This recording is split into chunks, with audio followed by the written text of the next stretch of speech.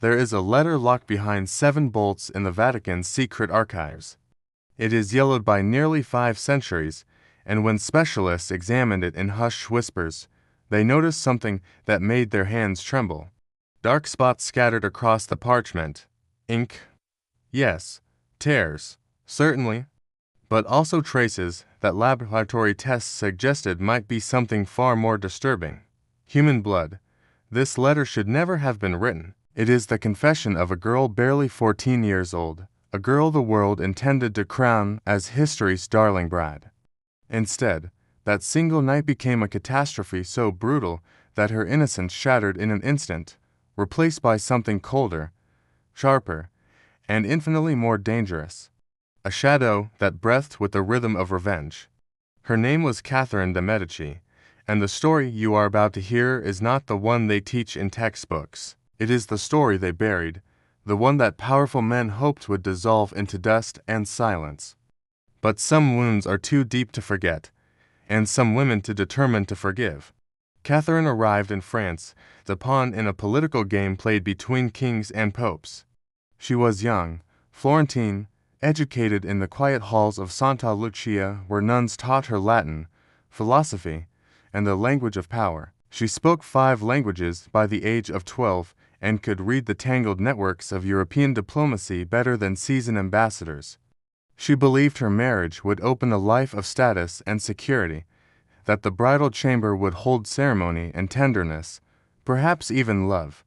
What waited for her instead was not love. It was a calculated humiliation designed to break her spirit before her reign could even begin. On that night, her body was harmed, yes, but what was truly torn to pieces was her dignity, her sense of safety, her belief that the world could be kind to a girl who followed all its rules. Surrounded by cruel whispers and stifled laughter echoing through stone walls, Catherine felt something snap inside her. An invisible thread that tied her heart to the small, bright world of childhood. When it broke, it left behind a hard, knotted anger, a fury that could not be bent or softened by time. Records that surfaced centuries later, hidden in coded journals and fragmented correspondence, claim that 23 high-born men watched from the shadows that night. They observed through hidden slits and secret corridors as if attending a private and morbid theater, sipping wine, placing baits, whispering jokes while a child's life was being destroyed. None of them knew, as they returned to their chambers satisfied and entertained, that they would one day pay for their curiosity. Years later, they would fall one by one, each death wrapped in mystery, each victim receiving a small crystal vial filled with dark red liquid and a note that reads simply, "Remember what you saw." They would all die by the hand of the same woman whose tears of blood they had watched glisten in the candle light. Catherine kept a secret journal. Page after page, she wrote the names of each witness, the dates they would die, the methods she would use, and even notes on their final moments. That wedding night did not only make her a wife. It forged a strategist, a woman who could turn pain into the cold geometry of vengeance, who understood that power was not given, but taken, and that justice, when denied by men, could be carved out by a patient hand. To grasp the depth of this tragedy, we must go back to October 25, 1533. The palace at Marseilles glittered with brocade and jewels, the scent of roasted meats and honeyed wine filling the halls. Outside, the streets throbbed with music and celebration as crowds toasted the union between France and the powerful Medici family. Inside, in the sweetest corridors, lit by flickering torches, something different was being prepared. Centuries later, archivists would uncover notes about a custom the French court kept for foreign brides. They called it a purification, though it was never written in official ledgers. It traveled by whisper among the oldest nobles, a rumor traded over glasses of wine in rooms where women were not invited. Catherine, fresh to her 14th year, had no idea what awaited her. She walked those stone corridors with sweating palms hidden beneath silk gloves, her face composed in the calm she had learned from the nuns. Yet beneath the surface, a tremor lived. She believed her first intimate moment would be worthy of a noble marriage, a private moment between husband and wife. She did not know that the ritual before her was designed not to unite, but to break, not to welcome, but to test whether this foreign girl could survive the cruelty of the French court. If this story has gripped you, if you feel the pull of these forgotten truths, please subscribe. We bring you the histories they tried to bury, the stories too dark for textbooks, the women whose pain became power. Your subscription helps us uncover more of what they want hidden. In the bridal chamber, the groom waited. Henry of Orleans, only 15, himself a strong body and a boy's face, but a mind utterly given over to the woman who ruled him.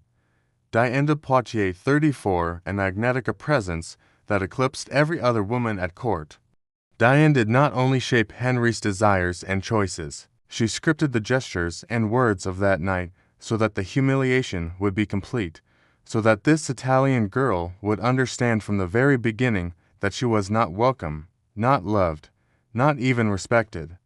Henry followed orders like a puppet, and in the architecture of the palace, narrow slits had been cut for spying without being seen. Through them, 23 noblemen arranged themselves to watch. Bright eyes burned with sick hunger. Some sipped wine. Some whispered baits on how long the young Italian girl would endure before she collapsed. They were not mere spectators. They were accomplices in a tradition that had been repeated in secret for generations, a ritual of dominance disguised as ceremony. What followed surpassed imagination. The first touches were bait meant to lower her guard. Then the room filled with physical and spiritual violence. Catherine cried out in Italian, begged for mercy in words that dissolved into the walls while laughter slipped through the cracks. The trauma was so intense that the tiny vessels around her eyes burst, a rare condition where tears mix with blood. That night, her tears ran red. 3 times the court physician was called to revive her when she fainted, and each time she opened her eyes, the shadows felt closer, circling like vultures over a helpless animal. By dawn, the girl who had entered that room no longer existed. In her place stood someone new, someone who fixed every face in memory, caught every breath of laughter, remembered every voice that had chuckled in the half-light. A creature who would turn humiliation into a weapon sharper than any blade. The gray Marseille's morning brought no relief. It revealed only a new state of being. The shy girl who had arrived in France with childlike hopes vanished forever. A woman stepped forward, still wrapped in silk and lace, but with a glint in her eyes no tutor had ever seen before. For days, Catherine barely spoke. She wandered the corridors in slow, measured steps, observing, collecting details about the people around her. Servants thought she was in shock. Courtiers believed she was broken. No one understood that her silence was not fear, it was calculation. Her shame had crystallized into something unbreakable, a plan. Every pain would be returned. Every laugh would be answered. Every witness would pay. Her education at Santa Lucia took on new meaning. She knew Latin and philosophy. Yes, but she had also learned the basics of her aunt's alchemical art. She understood herbs, infusions, and extracts that could heal or kill. What once was only knowledge became the toolbox of a patient hand. Her husband, now absorbed in Diane's orbit, barely noticed the change. He believed Catherine was meek and harmless, a foreign bride who had accepted her place. Catherine learned the lesson that mattered most. Never reveal your true intentions until the perfect moment arrives. At court, she smiled when required, accepted small insults without complaint, and built strategic friendships with servants, physicians, and minor nobles who could provide information or access. All the while, she kept the map of her vengeance vivid in her mind, a living document that grew sharper with each passing day. In the privacy of her rooms, she kept her secret journal. Into it, she wrote each witness's name in black ink and attached precise notes, their gestures, their words, where they had stood, how they had watched, what they had said. This was not merely a record. It was a list of sentences waiting to be carried out. 3 years passed before she made her first move. Patience had been her mask, and now it would be her weapon. The first was Jean de Montmorency, an arrogant courtier who had bet, laughing, on how long the Italian girl would last before she broke. Catherine remembered the flicker of cruelty in his eyes, the casual way he sipped wine while he watched her suffer. That memory hardened into a verdict. The poison she chose was not ordinary. In a forgotten chamber meant for storing herbs, she created a hidden laboratory. For months, she experimented, refining a blend that would bring symptoms mirroring what had been inflicted on her: spasms, hours of torment, a drawn-out suffering that physicians would mistake for natural illness. On a cold winter morning, Jean de Montmorency was found dead in his chamber. The court murmured about food poisoning or plague. Catherine knew the truth. Before he lifted the final cup, he had received a small crystal vial filled with dark red liquid and a note: "Remember what you saw." That became her signature, the symbol of her blood tears, kept as both warning and memorial. More deaths followed in the years after, always with the same pattern. She chose targets with surgical precision, spacing them carefully so suspicion never fell on any single person. The court began to whisper that some invisible shadow was harvesting the nobles, but no one guessed that the shadow smiled gently at state dinners and walked softly through the galleries, her hands folded, her eyes downcast.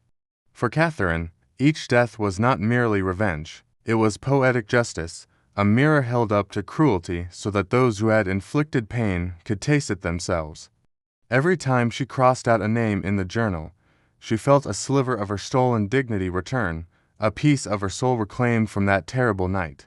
Among the names, one burned brightest: Diane de Poitiers, not merely a witness, but the architect who had designed the ritual and trained Henry in every cruel motion, every sharpened word. Her influence over the prince, and later the king, was absolute. Catherine knew that Diane could not be toppled by a rash blow. Diane would be the masterpiece, not a quick end, but a slow and almost invisible one. Catherine began her assault with toxins so subtle that no one suspected a thing, administered in quantities small enough to avoid detection, slipped into wine, into honey, into the soft flesh of fruit. The poisons worked not through sudden agony, but through erosion, stealing Diane's strength inch by inch. Her reflexes dulled, her memory faltered, her beauty, once radiant enough to eclipse entire rooms, faded like paint under harsh sun. At every banquet where Diane appeared, Catherine was present too, always polite, smiling faintly, watching the older woman lift her glass. Their eyes would meet across the table, and the air between them grew thick with knowledge that only they shared. It was a duel of patience, an unspoken contest of endurance, and Catherine controlled every second of it. When Diane finally died at 66, it was after drinking a single cup of wine poured by Catherine herself. The crude autopsy noted the gradual decay of her internal organs, as if a slow, invisible poison had lived inside her for years. Catherine had recreated, with almost artistic precision, the same drawn-out suffering she herself had endured, only stretched across decades. But Diane was not the last. The others followed one after another, men who had laughed behind walls, women who had joined the mockery, all receiving the same crystal vial, the same note, the same fate. The palace filled with rumors of a curse, but the truth was neither curse nor ghost.